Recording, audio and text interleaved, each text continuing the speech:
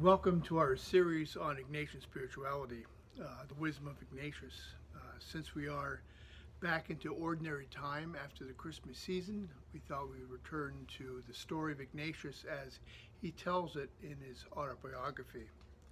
And we've been going through his autobiography looking at different decisions that he has made and how they are models for us in our discovering how God is working for us in his life. The last couple times we have considered the autobiography of Ignatius, he had just returned from the Holy Land. He was asked by the Franciscan guardians not to stay there for a variety of reasons. Ignatius learns a great deal from that in terms of he cannot be the sole source of discernment, but must listen to the thoughts and feelings of others. On his way back to Europe from the Holy Land on that long ship's journey, he makes a momentous decision that's life-changing for him.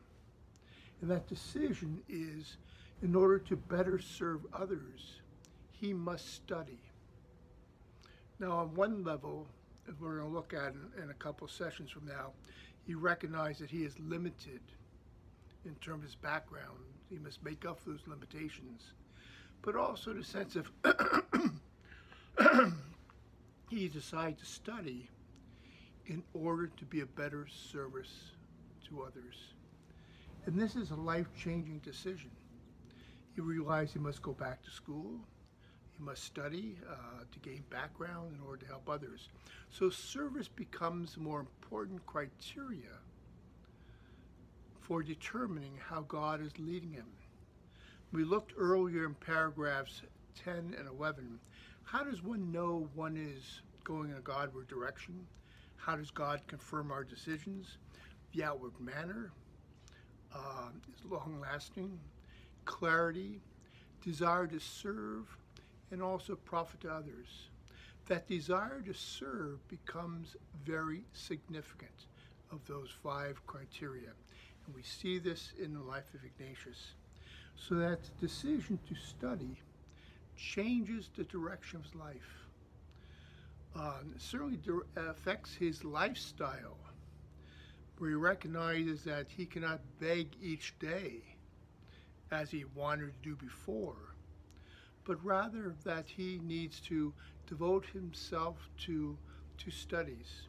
He cannot be distracted each day by what am I going to wear, what am I going to eat, where am I going to sleep, but rather he must have more long-range plans. It changes his notion of poverty, where poverty is not going to be more of a real indigence of doing without everything, but rather it's a poverty of service. Yeah, I will acquire knowledge. I may acquire certain implements to help me, to help others, but it's a poverty of service. So this decision to study is very significant in terms of understanding of discernment, but also understanding of poverty and that basic criteria of how one is in union with God and confirmed with God, particularly through service.